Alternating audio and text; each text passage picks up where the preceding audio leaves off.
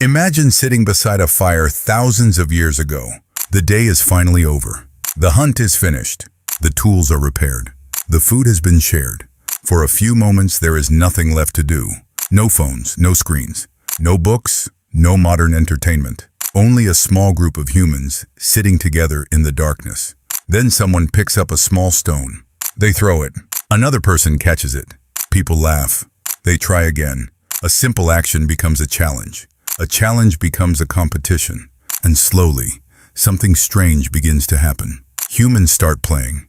Today, games are everywhere. Millions of people compete in sports. Children play with toys. Adults spend hours solving puzzles and challenges.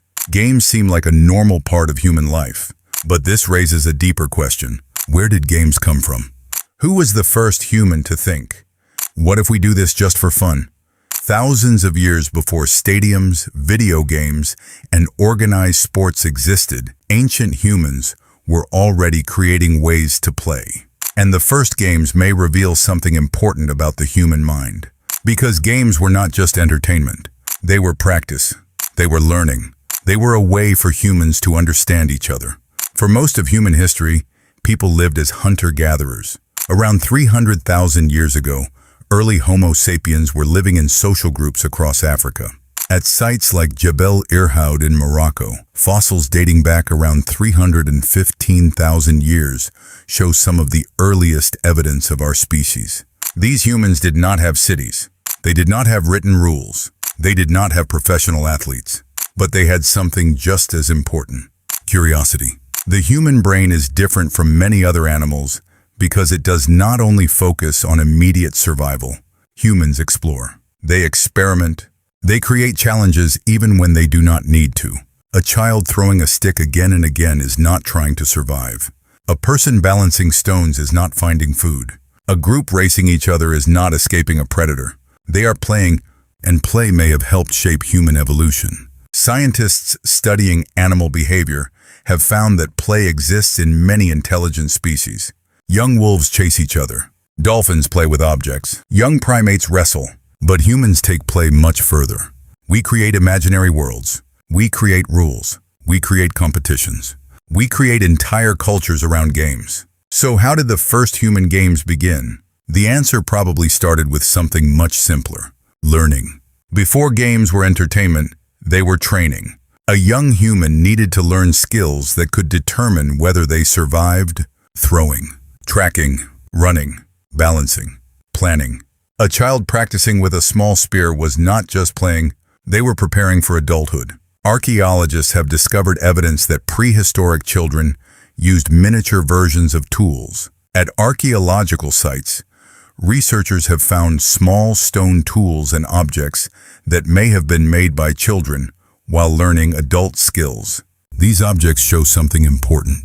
Ancient humans understood that learning did not happen only through instructions. It happened through practice, and practice often looked like play. A child pretending to hunt could learn movement.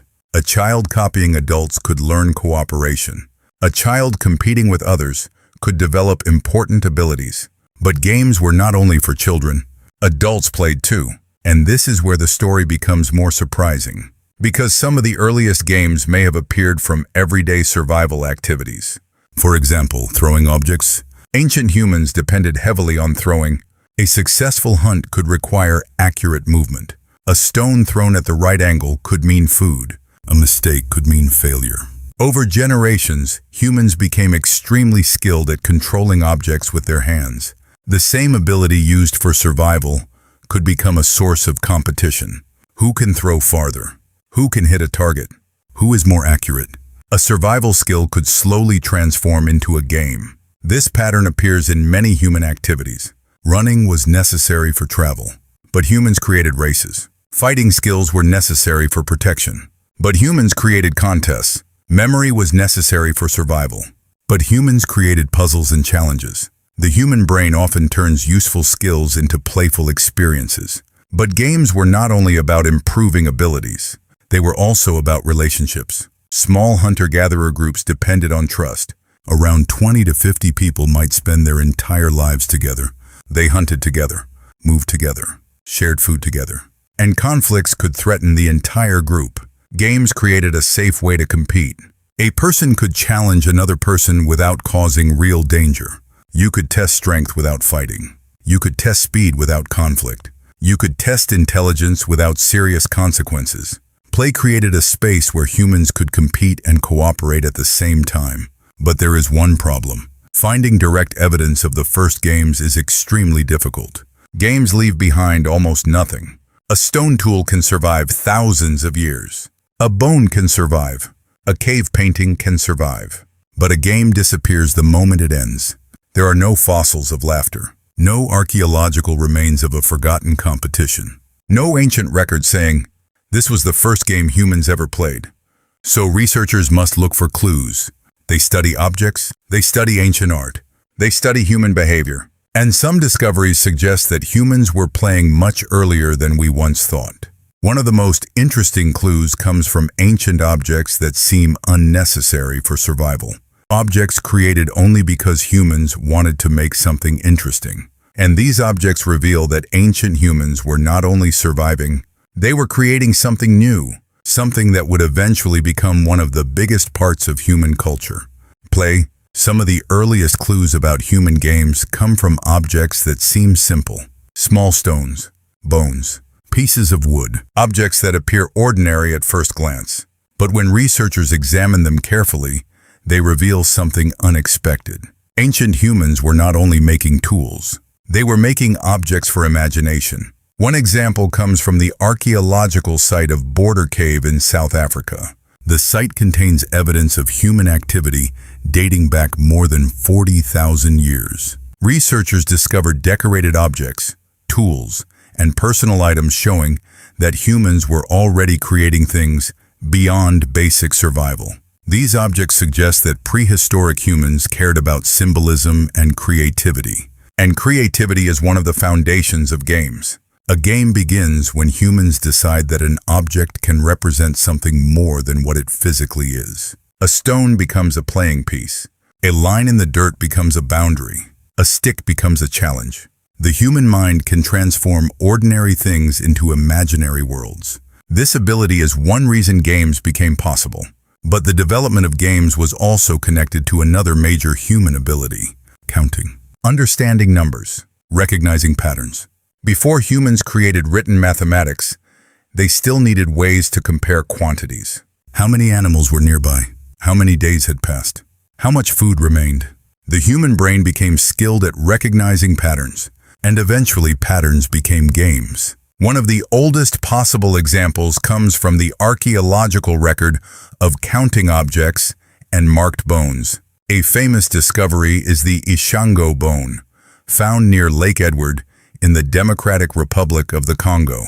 The bone is around 20,000 years old. It contains groups of markings that some researchers believe may represent early mathematical thinking. Although scientists debate its exact purpose, it shows that prehistoric humans were recording patterns long before written civilization.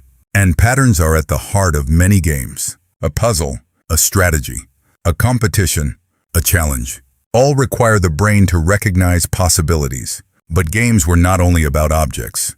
They were also about movement. The human body itself became part of play. Running, jumping, balancing, throwing. These activities existed before organized sports. A group of humans crossing a landscape might challenge each other. Who can reach the tree first? Who can jump across the river? Who can throw the farthest? Simple competitions may have appeared naturally during daily life. There was no need to invent the idea from nothing. Humans naturally create challenges. A difficult task becomes interesting when there is a goal. A goal becomes exciting when there is competition. Competition becomes a game when there are rules. And rules changed everything. The creation of rules was one of humanity's most important abilities. A game only works when everyone agrees on what happens. A person cannot simply change the rules whenever they want. The group must accept the same system. This required cooperation and communication. The same abilities that allowed humans to hunt together also allowed them to play together. Over time, simple games could become more complex. A race could become a tradition. A throwing challenge could become a contest. A guessing game could become a test of intelligence. Human imagination expanded the possibilities. Archaeologists have found some of the earliest clear evidence of board games from later periods after humans began forming settled societies. For example, the royal game of from Mesopotamia dates back around 4,500 years. But this does not mean humans suddenly invented games at that time. It means that games became easier to preserve once humans started creating permanent objects. The first games were probably much older. They were likely made from materials that disappeared: wood, leaves, animal hides, stones. The games themselves vanished, but the human desire to play remained. Another important reason games developed was teaching. A game could prepare humans for real situations without the risks. A child learning strategy through play could later make better decisions during a hunt. A child practicing teamwork could become a better member of the group. A child learning patience could handle difficult situations. Play was a safe version of reality. This idea appears in many animals. Young predators play fighting before they hunt. Young primates play chasing before they navigate social relationships. But humans added something unique: imagination. Humans could create situations that did not exist. A pretend hunt, a pretend competition, a pretend challenge. This allowed the brain to practice endless possibilities. The same imagination that created stories also created games. But games also changed human relationships in another way. They created identity. A person was not only known by their skills, they could become known by how they played. The fastest runner, the best thrower, the smartest strategist, the person who always won. Games created reputation, and reputation mattered in small human groups. A respected person could become a valuable partner. A skilled player could gain influence. A cooperative player could become trusted.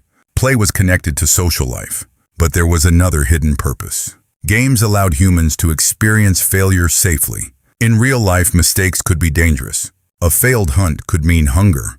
A wrong decision could mean injury. But in a game, failure had fewer consequences. You could lose, learn, try again, improve.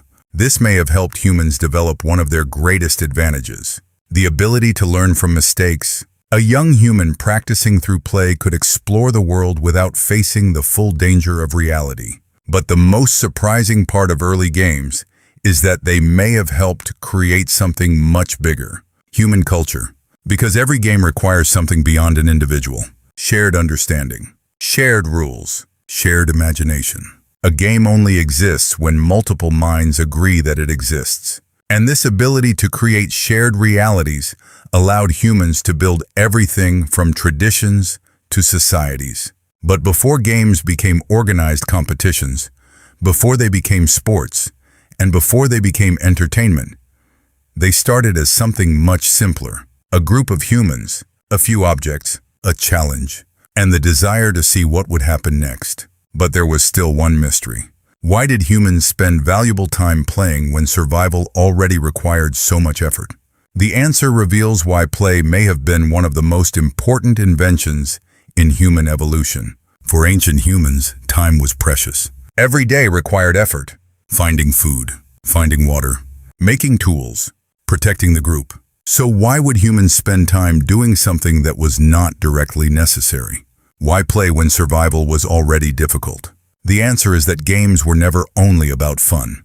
They were about becoming better humans. Play allowed people to practice the skills that made survival possible. A child throwing a small object was developing coordination. A group competing in a race was developing speed and endurance. People solving challenges together were learning cooperation. Games were a hidden form of training. And this may explain why play appears so early and so widely across human cultures. Humans do not just inherit knowledge. They practice it. They test it. They improve it. Games created a space where this process could happen. One of the clearest examples comes from childhood. Human childhood is unusually long compared with most animals. A human child can take more than a decade before becoming fully independent. During this time, the brain is constantly learning. Play fills this period with experiments. A child pretending to hunt is learning movement. A child creating imaginary stories is learning communication. A child playing with others is learning social rules. The game is not separate from survival. It is preparation for survival. This may be one reason humans evolved such powerful learning abilities. Our ancestors were not only surviving in the present, they were preparing for the future. But games also helped adults. In hunter-gatherer groups, adults needed to maintain strong relationships. Small conflicts could damage cooperation. Games provided a controlled way to compete. A person could show strength without violence. A person could show intelligence without dominating others. A person could prove their skills while still remaining part of the group. Competition and cooperation became connected. This balance was extremely important. Humans are naturally competitive, but humans are also extremely cooperative. Games allowed both sides of human nature to exist together. You could try to win, but you still needed others to play. You could challenge someone, but you still needed trust. This combination may be one reason games became universal. Across thousands of years, humans repeatedly created similar patterns. They created contests. They created puzzles. They created challenges.